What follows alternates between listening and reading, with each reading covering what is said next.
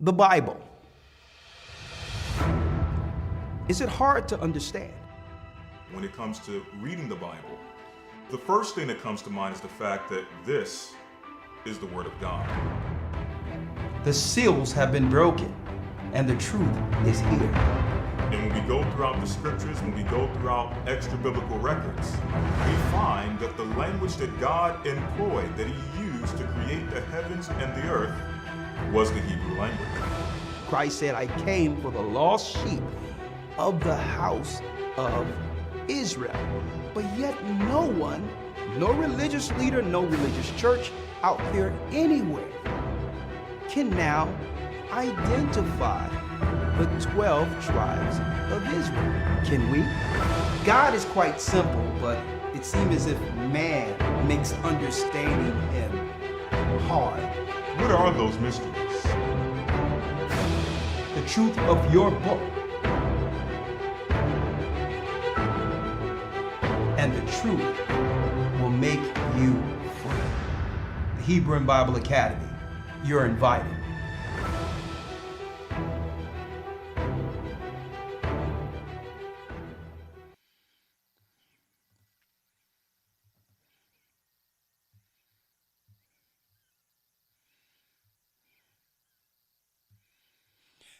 That's right, brothers and sisters. The Hebrew and Bible Academy, you are invited.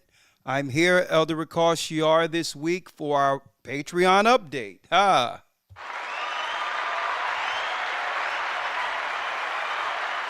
That's right. We're here for the Patreon update.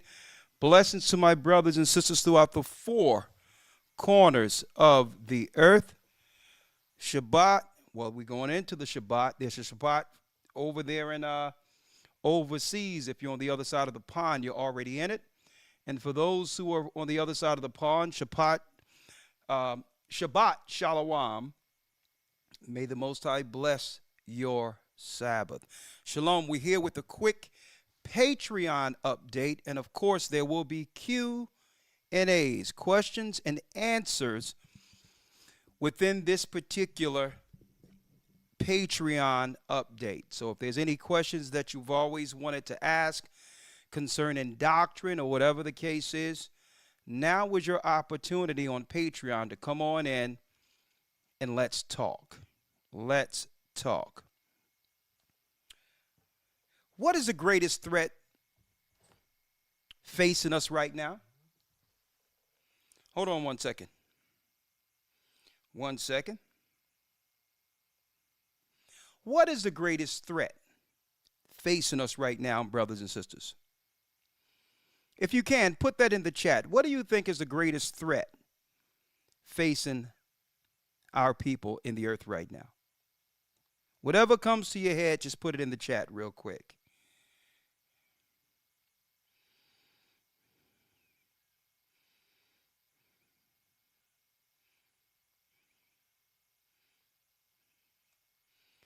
What is the current threat on our people right now? They have us looking one way while they're doing other things. They would have us believe that, I'm hearing this online, that with Donald Trump, he's the greatest threat to democracy and all these others. Man, Humble Keeper says the healthcare system. Interesting. You said that. Someone says the greatest threat to us today is anti-Semitism. Well, if they would acknowledge that we're the children of Israel, then I would agree with that, being a Shemite.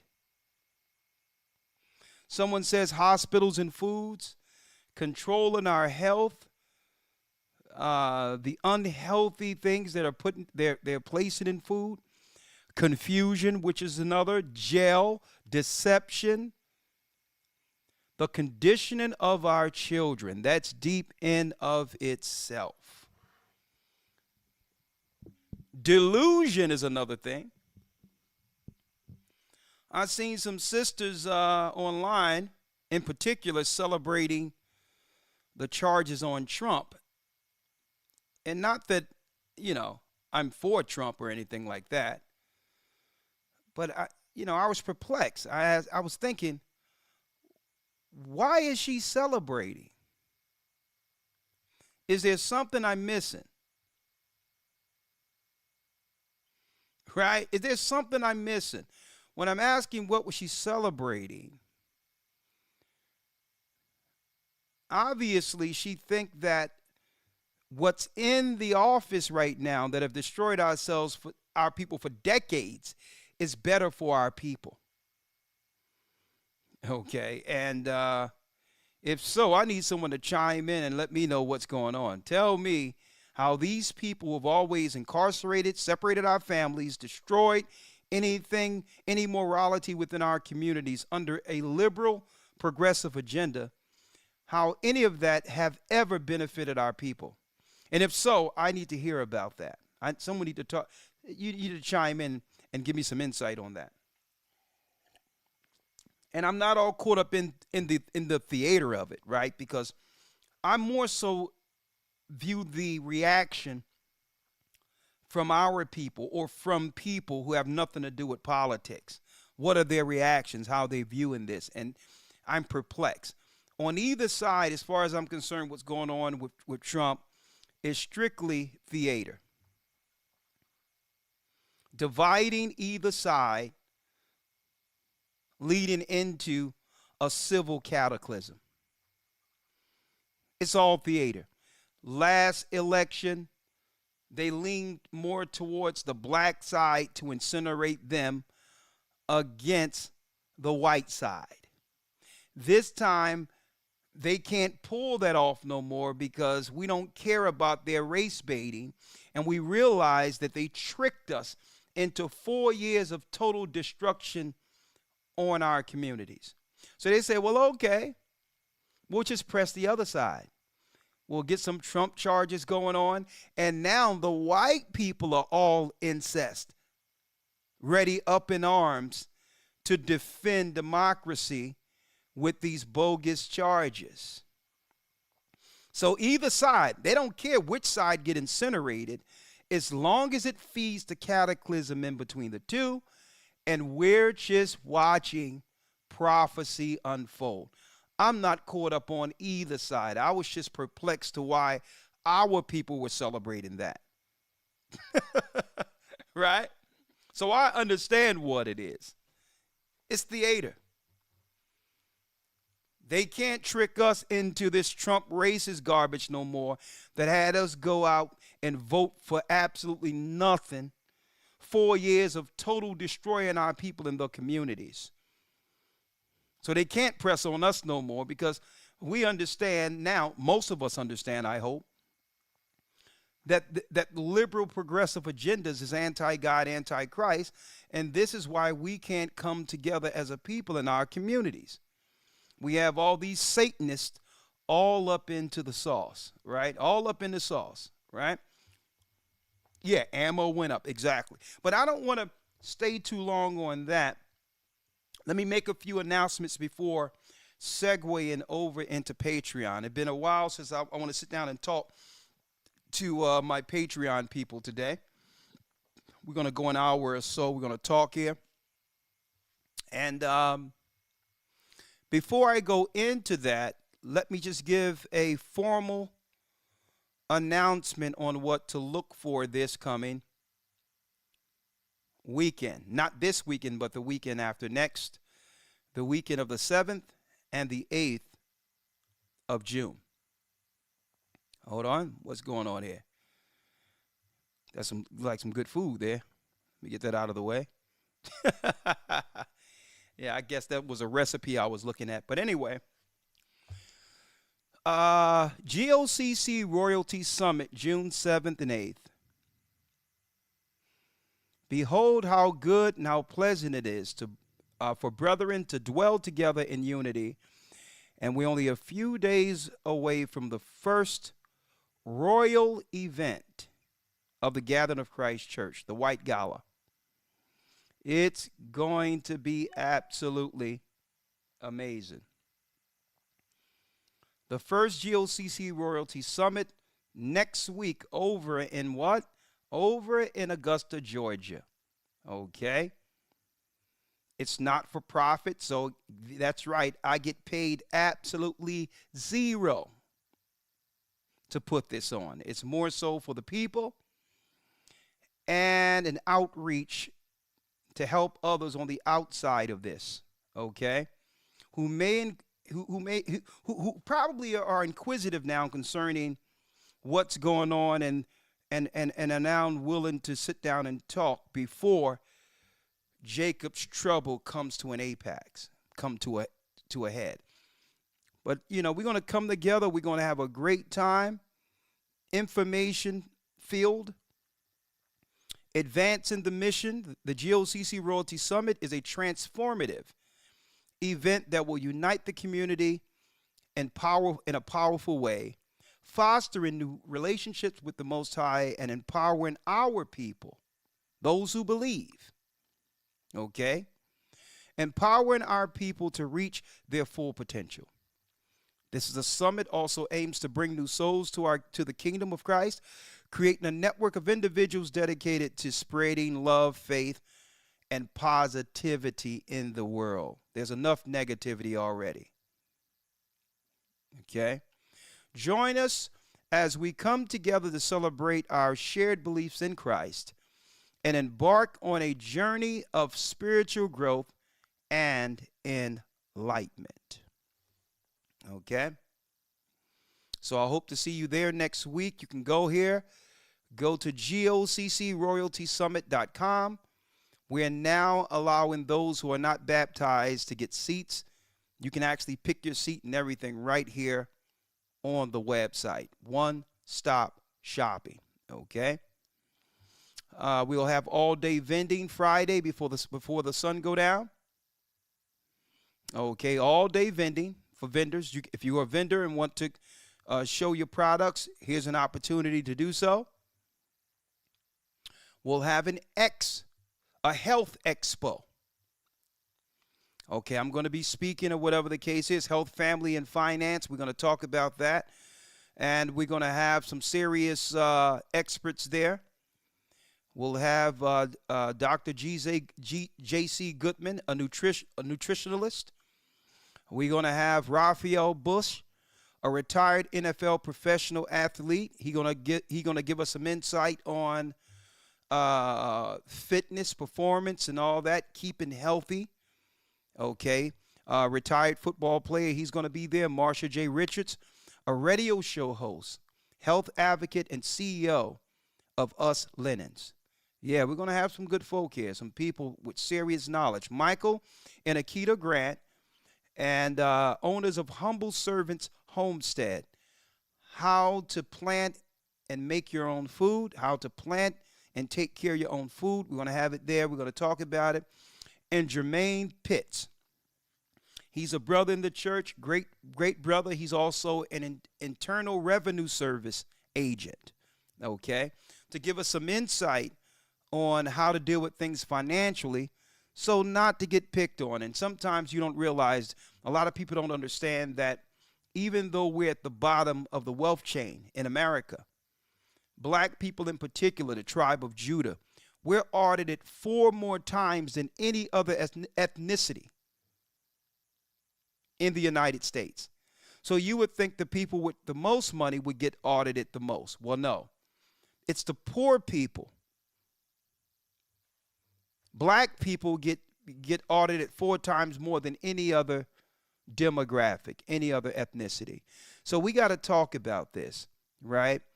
How to forego these traps they try to put us into, how to understand how to operate righteously in the name of God, protect ourselves while doing so, right? But still be able to do what? Scale ourselves financially so that we can take resources and turn them into assets that can help us through Jacob's trouble. That and more will be discussed next week. There'll be a Sabbath lesson Saturday. Friday night, we're going to come back 7 p.m. 7 p.m. We're going to come back for 7 p.m. Friday. There will be a play on Samson and Delilah. The play of Samson and Delilah Friday night. Saturday, we'll have a class between 11 and 2. Go back home, come back around 5 where the white carpet will be rolled out for saints. It's going to be a serious gala. The food will be great. The music will be there. The entertainment. That's right. Like one big righteous cookout. Hope to see you there. Go to goccroyaltysummit.com. This coming Sunday in the Academy, our lesson, first time taught in the Academy, Surviving Jacob's Trouble. What did the righteous do in old times to make it through crisis? A lot of tips we'll be able to take from that particular lesson that can get us through all the evil that will soon, I would say, surround the children of Israel throughout the earth, okay? Now, getting back to the premise of what we're talking about, before I segue over, the curses on nurses, I'm going to talk about that on Patreon and more. I'm going to answer regular questions outside the topic if you would like. We're going to just open up the Zoom, open up the phone calls, and let's have a conversation. Going back to the original premise, what are some of the most harmful things we're facing as a people? Folks, I'm going to say what I can say right now with all these guidelines out here with YouTube and all these others. 2018, right? 2018, there's this East Indian businessman that I know, right? East Indian. And how I know him is because in the midst of us looking into doing things as far as land for food or whatever the case is, he was one of the go-to people that I would talk to concerning real estate and other things. Now, without putting his name out there and all that, he has other East Indian partners that he's partnered with.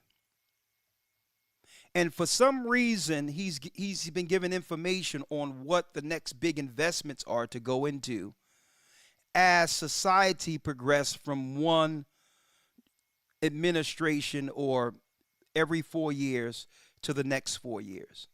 So I don't know whether or not he had any political plug-ins, where to put his money, whatever the case is, but I was all ears.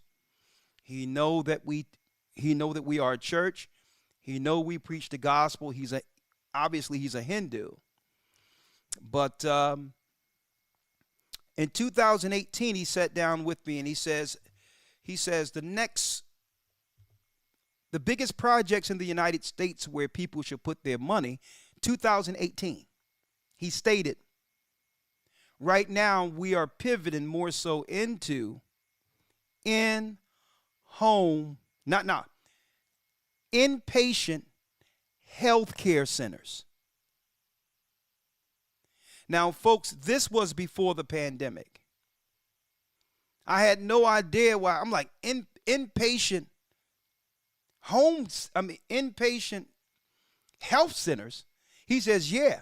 He says, that's where all the money is. He says, either if you're nonprofit, whatever the case is, or if you're for profit, the majority of us is putting our money over there. I'm like, oh, that's interesting. Now, in my mind, I was thinking that there would be no need for these new health facilities if they didn't foresee a number of people needing care. Those who cannot be taken care of in the general population with their family would need care ramped up on another level.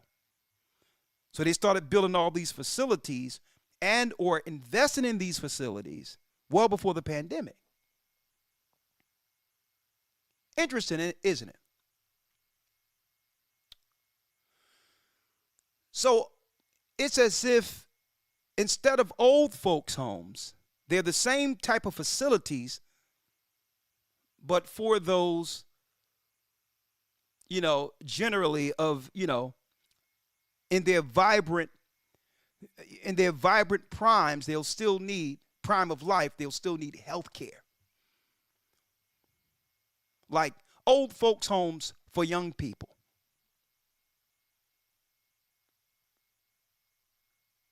Now I realize what he was talking about, why he said, right now, if you're going to put some money in, put some money into these facilities. Okay? And I notice family members and others are frequenting these facilities right out of the hospital, rehabilitation, and all these other things, exactly like he said it would happen. But how did he know that there would be a need for these particular facilities for the general population in 2018? And then I couldn't help but notice when I did go into one of these centers that the majority of the nurses and others that are in all of these facilities, folks, are being ran by black women. And I couldn't help but understand that not just black women, the majority of the black women in position are foreigners. They're either from Guyana, the West Indies, but usually, believe it or not, the people who's running the facility, when you look at who's running everyone, it was a white man. I just thought I would put that out there. Fair use. We were told this in 2010. It's 2024. Bill Gates had an interview. Bill Gates had an interview in 2010. Fair use. Now, this was before the Health Care Act, which they call the Obamacare, which when you do the research, there was plans for that particular type of care well before there was any such man as Barack Obama. I'll stand on this, that Barack Obama, more so for our people, was a Trojan horse. To have us accept something that we would normally reject. Only because it came out of the mouth of a black person. But when you go back to 2010, 14 years ago, it's all starting to fall in place. Fair use. Forward TV. The world is thinking. For educational purposes only. The proportion of GDP that goes to health care, is that over-allocated? Well, the U.S. spends 17% of GDP on health care, and you drop down to number 2, which is Switzerland at 12%. And so you say, well, hey, what do we get for that? Well, we get nothing. The health outcomes, which are complicated to compare, but the health outcomes are basically slightly worse, both in terms of averages and the inequity. Our bottom quartile is very ugly compared to all other rich countries' bottom quartile. Our upper quartile is somewhat better, but that's how you get the inequity. So we're spending at a huge rate, which if it wasn't increasing faster than inflation, it's increasing as a percentage of the economy, then okay, you can probably afford it. But as it continues to grow, it squeezes, unless people say, yes, I would like to be taxed a lot more. And most states have these super... Fair use. Listen to this, brothers and sisters. Listen to this clearly. And see, and this is why a lot of our brothers and sisters, they'll say, well, we're dealing with the Bible. Why are we looking into what some of these so-called professionals state politically? Well, you cannot understand prophecy altogether if you don't know what's going on politically. And there's no one that's in the Bible who believe in the Bible. If you are not focusing on health care, you don't know the Bible at all. Because certain systems were always used to target the children of God. Now, I'm going to quantify this today on Patreon. Fair use. This was 2010. Supermajorities that are required to do that, and it's not likely, and it's not clearly a good thing either. But as long as you're dealing with a finite amount, as the medical cost goes up, and that shows up both in state budgets as so-called state Medicaid spending, and it shows up in the federal budget as... Now, let me make this clear also. For black people, for my people, there was never a time where being able to afford health care, there was never a time where that was a problem in our community. Ever. When you can do the research on eugenics, you'll understand why they'll give us health care absolutely free. Because what? It benefits what they're trying to progressively bring forth, for the future. It benefits them to give us free health care. When you look up eugenics, you'll understand why. See? So there's pros and cons in everything. And this is not to say that there aren't some good people who are honestly seeking to help people within these fields. I'm not talking about that. What I'm talking about, if you look at the root of some of these systems, you'll realize why they would always give us free health care as poor people. So we never had no issues. So all this stuff about being able to afford this drug or that drug and all that never been our issue. Because they need the healthcare system in place in order to do what they are progressively bringing forth in the earth. Okay? So don't go for the Jedi mind trick when they claim, well, we're going to make drugs cheaper and all this others. Let me tell you, they'll always give free health care to poor people. Not only is it in the budget to do so, but it works for other purposes. Let me put it that way. As Medicare, and they're part of Medicaid, it squeezes out everything else.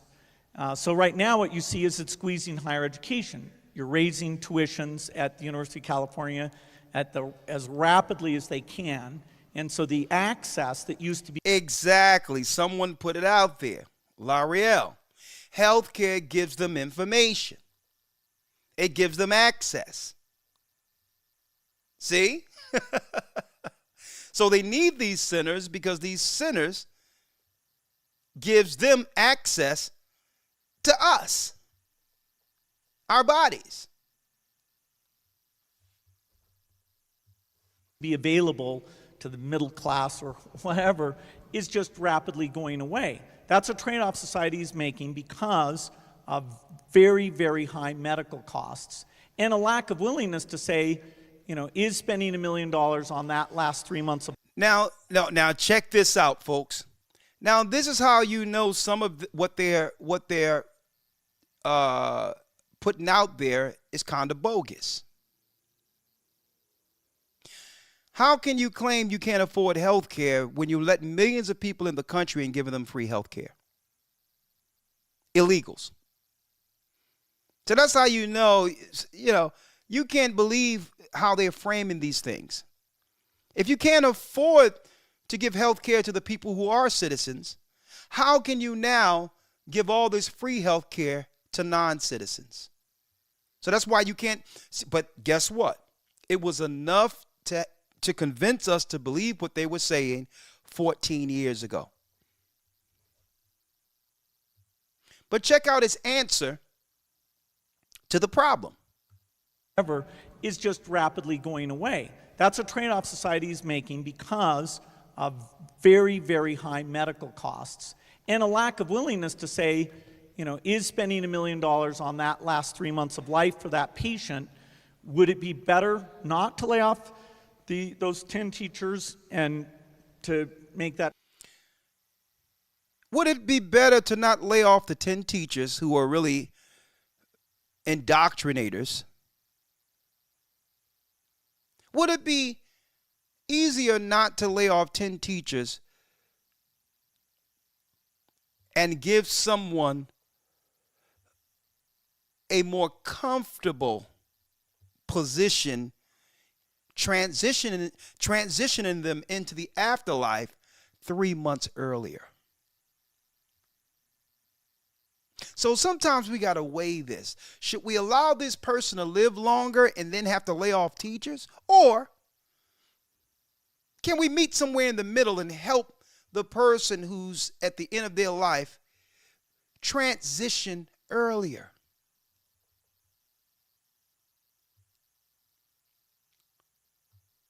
Would it be better not to lay off those 10 teachers and to make that trade-off in medical costs? But that's called the death panel, and you're not supposed to have that discussion. But that's called the death panel, and you're not supposed to have that discussion. Well, suppose you make life, the quality of life, so bad that the majority of people, after getting sick and all these others, would choose to volunteer space for the healthy on earth. Folks, if you don't believe me, that's what's going down right now. And I'm going to talk about that on the other side. I'm going to also talk about the origin of what we call nurses. America will always have nurses. When you don't have a job, you can always become a nurse. It doesn't matter what's going on in the earth, America will always have nurses. Why? Well, I got this PDF that I'm going to go over a little bit in lessons to come, called Witches, Midwives, and Nurses. The history of women healers. Well, folks, it talks about, when you go into this, it talks about the origin of the original nurses.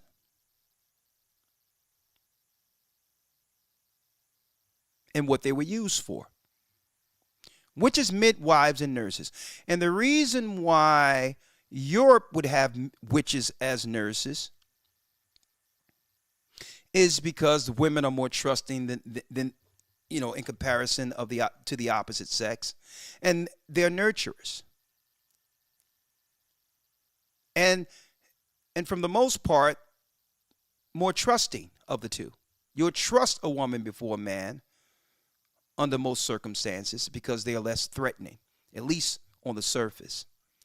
So this is why King James, his family, his aunt, King James' aunt, and even King James had what you would call a witch hunt to get rid of some of what was going on, because they were coming in like Trojan horses working for the Vatican. The history of nurses is deep in of itself. And I know there's a lot of good nurses out there. I know them. Have great intentions.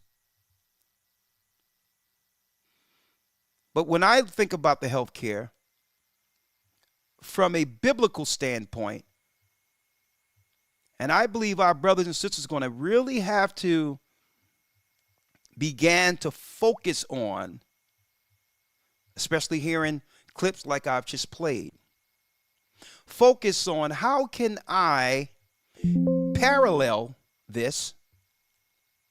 Hold on. 1 second.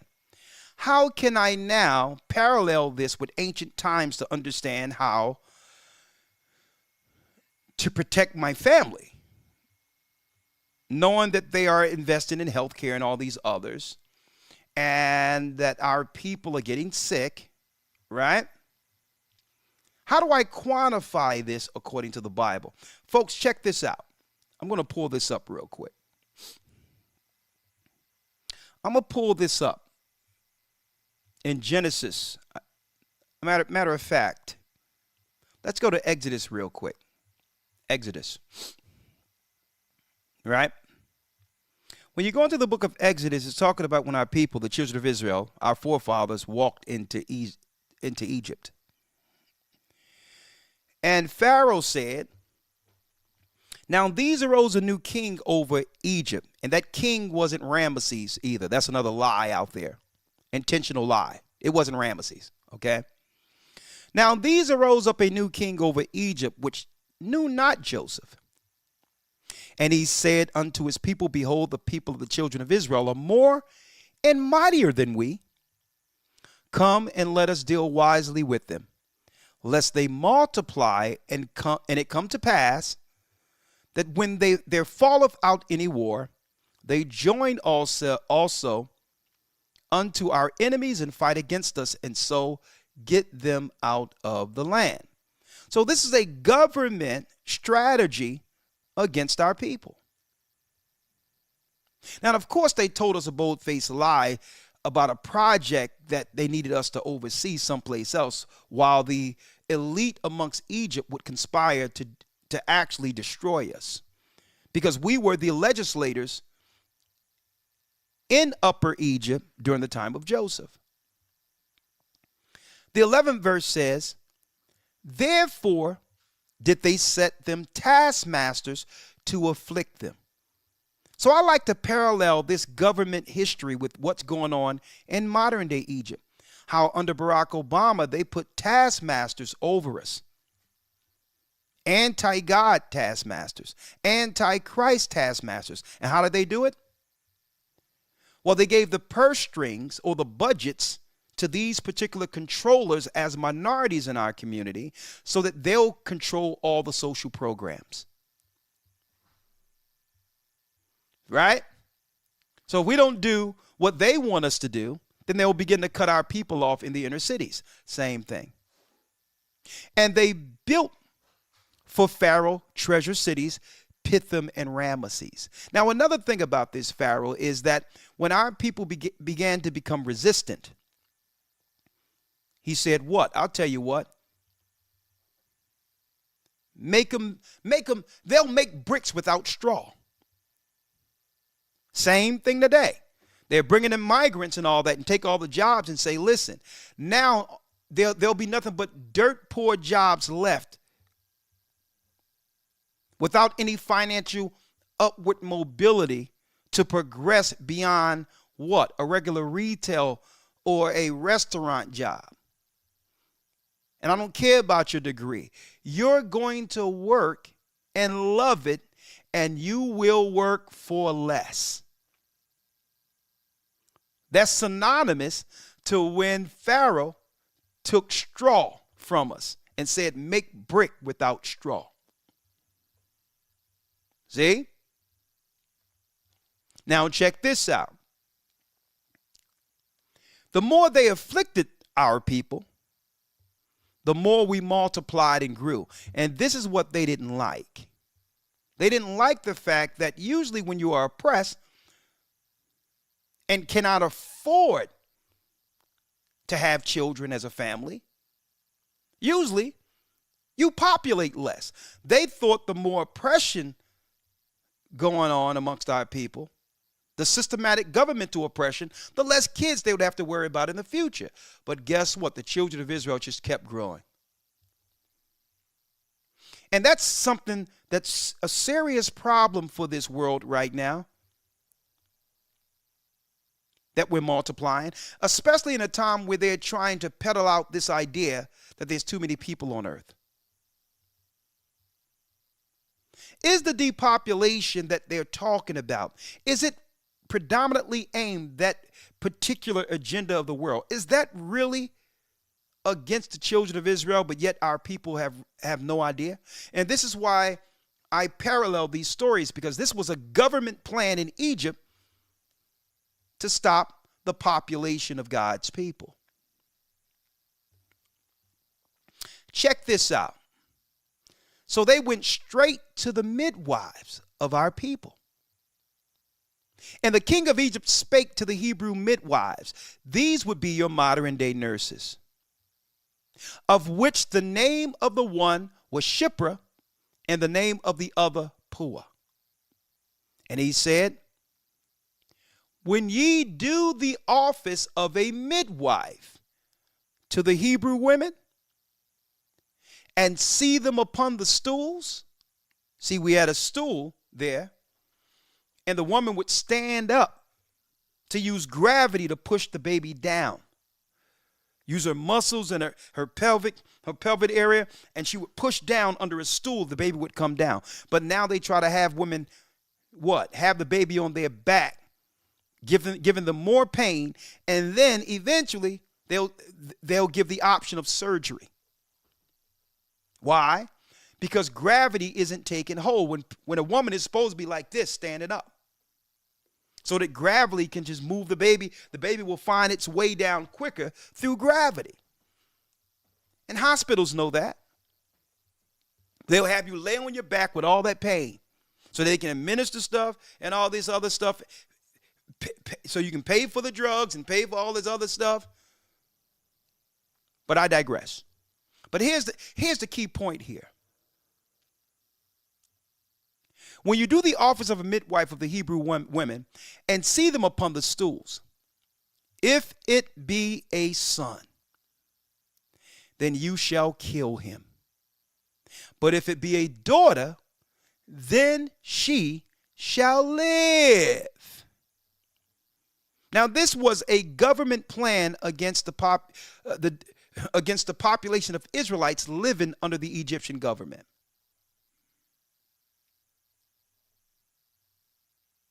So we have to really quantify what's going on in the earth, regardless of what they're telling us, and see if there's any parallel. And if so, what can we do to protect ourselves from these particular agendas to get rid of God's people in the midst of Jacob's trouble?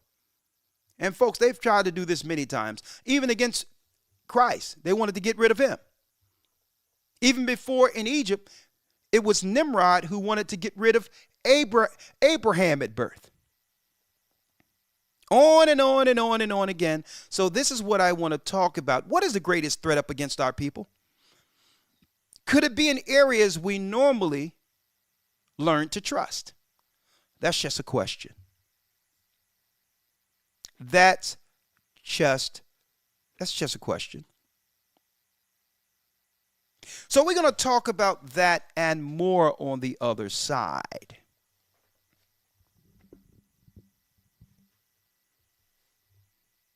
Because why? There's curses on nurses, and I believe there's curses on nurses because they go in to do the right thing and want to do the right thing. But then they realize what they have applied for is an entirely different setup, something that won't allow them to actually do the care that they signed up for.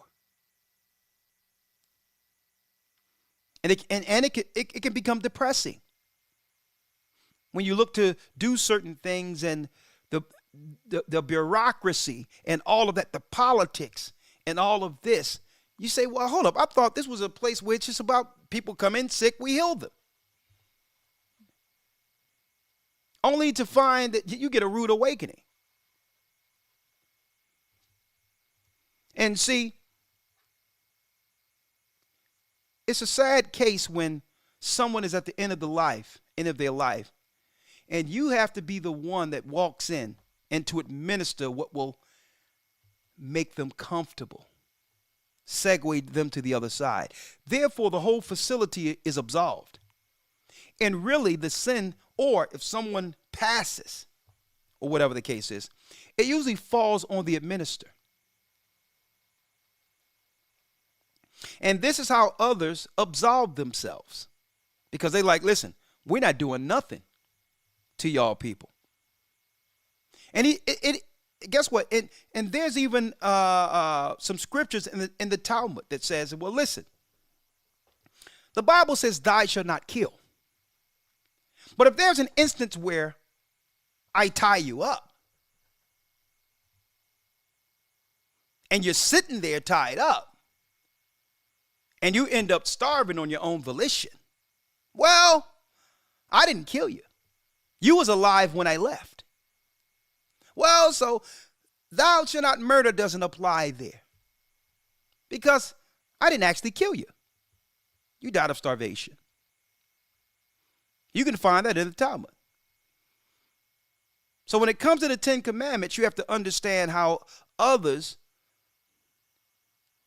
absolve themselves religiously and otherwise because they're not actually the person administering the sin or the death. So if you can pay someone else to do it, then you are absolved from judgment. The person who administers the sickness, the person who administers the death, the sin falls on them. And they know it. But that's all I can say right now on this side. I'm going to open it up and we're going to talk about the curses and all that and say it has to be a tough thing. And you know what? I can see where it can affect anyone in the healthcare field, where day and night, just imagine your full life every day for money is to be amongst sicknesses. Those that are hurt, those that are in pain. And every day, you're filing paperwork on another person who passed over. Someone who you actually got to know personally. And joined some type of connection or bond with. And you have to deal with this over and over and over again. Eventually, you become desensitized to it. And that's when they got you. When it's just, when now you can put it off by saying, you know what? This is just my job. I just work here. Man. And when you have a system set up like that, where you can voluntarily get people to volunteer to their own demise and destruction voluntarily, you don't need to engage them with an army. You just have to convince them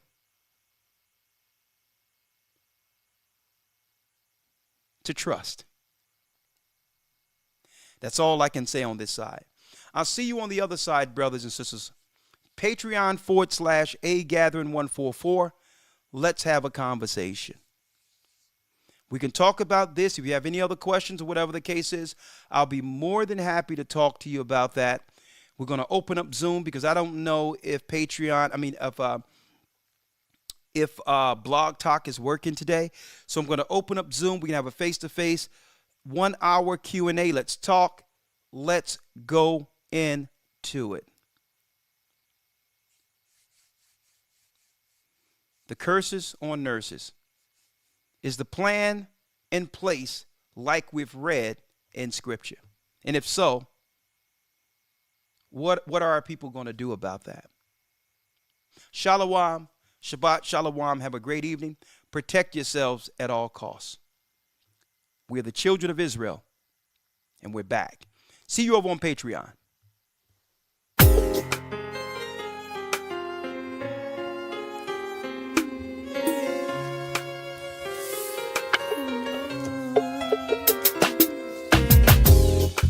The East is where we're from. The 12 tribes of Israel. In 721 BC, the Assyrian king, he took us down, we fell. With the great escape we went through the Euphrates. The Lord held the water still. To a land where no mankind dwelt, we went. the 12 tribes of Israel. That's who we be. Manasseh, the Cubans, Ephraim from Puerto Rico, and Valley from the Isles of Hawaii. The Lord is calling back Israel. Zebulon from Panama, Gad, the North American Indians, Simeon, the Dominicans. The highest gathering